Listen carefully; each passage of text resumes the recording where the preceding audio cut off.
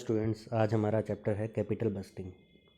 आज हम unit second का फर्स्ट चैप्टर है जो उसके बारे में डिस्कस करेंगे। कैपिटल बस्टिंग का introduction. It is the process of making investment decision in capital expenditure. Capital expenditure के अंदर हमें क्या इन्वेस्टमेंट करनी है, कितनी इन्वेस्टमेंट करनी है, कौन सा प्रपोजल लेना है, वो कैपिटल बस्टिंग के थ्रू हम डिसाइड करते हैं। कैपिटल एक्सपेंडिचर क्या होता है?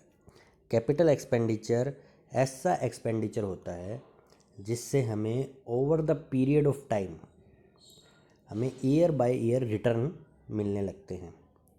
यानी एक हिसाब से ये हमारा इन्वेस्टमेंट है। इन्वेस्टमेंट के ऊपर जो हम एक्सपेंसेस कर रहे हैं, जैसे हमने कोई मशीन परचेज़ की है, मशीन परचेज़ की है तो ये हमारा क्या हुआ, इन्वेस्टमेंट हुआ, एसेट क्रिएट हुई। अब मशीन हमें रिटर्न कब से देना स्टार्ट करेगी? नेक्स्ट ईयर से, या 6 महीने 7 महीने इंस्टॉल करने के बाद तो हमारा रिटर्न स्टार्ट होने लग जाएंगे ईयर बाय ईयर। तो ये डिसीजन हमें कैपिटल बस्टिंग के थ्रू लेने होते हैं कि हमें कौन सी मशीन परचेज करनी है जो हमें ज़्यादा रिटर्न दे सके। कैपिटल बस्टिंग है वो लॉन्ग टर्म प्रोजेक्ट से रिलेटेड ही डिसीजन लेने में हमें मदद करती है।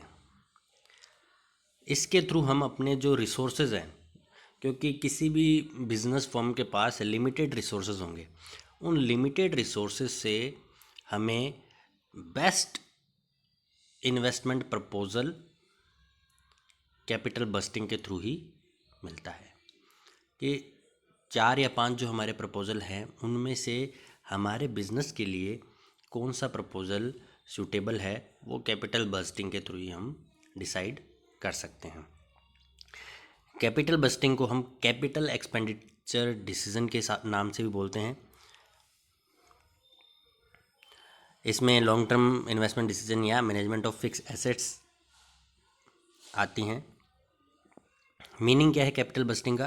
कैपिटल बस्टिंग में be defined as the decision making process by which a firm evaluates the purchase of major fixed assets including land, building, plant and machinery and equipments. It refers to the long-term planning process that involves investing the firm's resources for a period longer than a year. Capital busting is long-term planning for making and financing proposed capital outlay. ये Charles T हॉर्नग्रीन ने बोला है। Capital busting consists in planning and development of available capital for the purpose of maximizing the long term profitability of the firm. RM lynch ने बोला है ये। तो basically हम इंट्रोडक्शन में भी स्टडी कर चुके हैं। तो मीनिंग एंड डेफिनेशन में कैपिटल बस्टिंग के थ्रू हमें ये पता चल रहा है कि capital budgeting decision making process है जो कि हमें फिक्स एसेट्स या जो भी हमारे लॉन्ग टर्म प्रोजेक्ट है उसको एवेल्यूएट करने में कि इनमें से कौन सा बेस्ट प्रोजेक्ट हमारे बिजनेस के लिए सूटेबल रहेगा, इस टाइप का डिसीजन लेने में हमें हेल्प करता है कैपिटल बस्टिंग। अब कैपिटल बस्टिंग के टेक्निक्स करने से पहले हमें एक इम्पोर्टेंट चीज़ स्टडी करनी है, वो है cash inflow. Estimated cash inflow क्या होते हैं? एस्टिमेटेड कैश इनफ्लो रहते हैं, it refers to estimated future earning और annual operating saving accruing from the investment proposal. Means कि जो हमें ईयर बाय ईयर जो रिटर्न मिल रहे हैं, जो हमने इन्वेस्टमेंट किया है उससे जो हमें रिटर्न मिल रहा है वो हमारा कैश इनफ्लो है। जैसे मैंने अभी पहले डिस्कस किया था, मशीन परचेज़ की तो नेक्स्ट ईयर से हमें उससे 10,000 या 20,000 पर ईयर बेनिफिट होना स्टार्ट हो गया। यानी 10 या 20,000 नेट प्रॉफिट हमारा बनने लग गया उस मशीनरी से। तो हमारा कैश इनफ्लो हो जाएगा 10,000 पर एनम। ये हमारा कैश इनफ्लो माना जाएगा। कैश इनफ्लो हमेशा कैश बेसिस पे रहेगा। ये ध्यान देना है हमको, कैश इनफ्लो जब भी हम कैलकुलेट कर रहे हैं तो वो कैश बेसिस पे होना चाहिए। कैश बेसिस पे हमें कैसे कैसे इसको कैलकुलेट करेंगे, एक हमारा आइटम रहता है depreciation. Depreciation non cash item है, यानी नॉन कैश आइटम है जिसको हम कैश बेसिस में हम इसे कैलकुलेट नहीं करेंगे।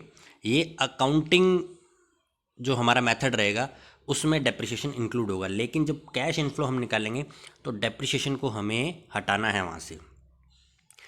जो भी हम प्रॉफिट अपना निकालेंगे उसके अंदर डेप्रिसिएशन ऑलरेडी ऐड रहेगा, यानी डिडक्ट होके ही हमारा प्रॉफिट निकलेगा। तो हमें क्या करना है, उस प्रॉफिट में वापस डेप्रिसिएशन को ऐड करना पड़ेगा,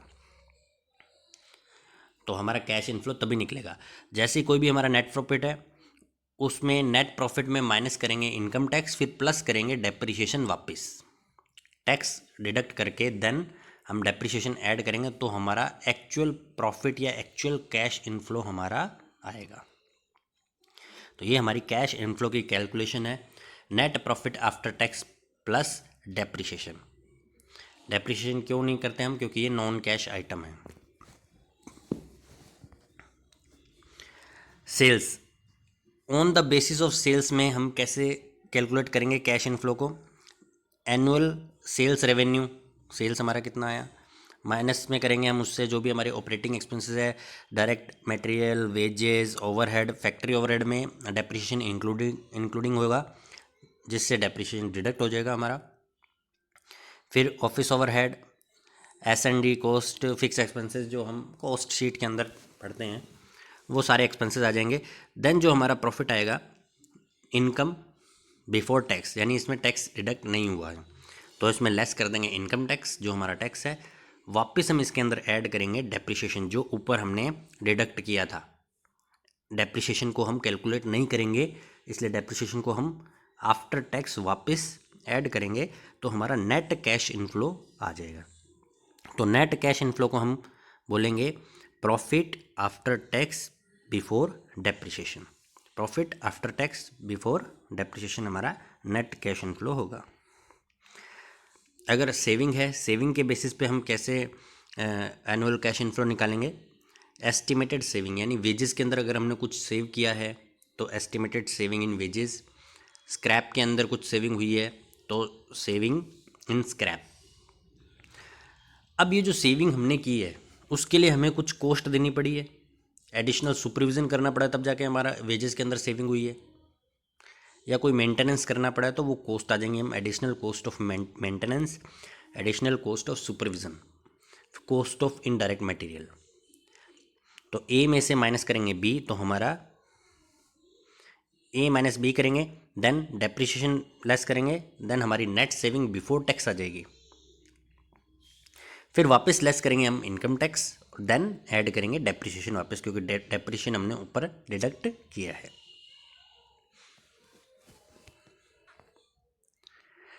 अब हमारा मेन मेथड है, जो टेक्निक है कैपिटल बस्टिंग की, वो कौन सी है। पहली हमारी टेक्निक आती है pay back period method.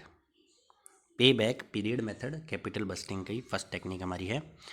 Pay back period method is the simplest method of evaluating the project. Payback period represent the number of years required to recover the original cash outlay invested in a project.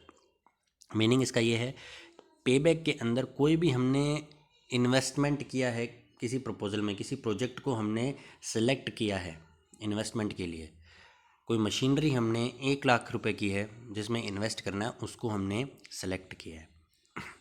अब इस method में हम ये देखेंगे 1 लाख की जो machinery हमने purchase की है, इसको हम रिकवर कितने ईयर में कर लेंगे, यानी इस 1 लाख की कॉस्ट को कितने ईयर में हम रिकवर कर लेंगे। पे बैक यानी 1 लाख हमारा वापस कब आ जाएगा, recover the original cost of project.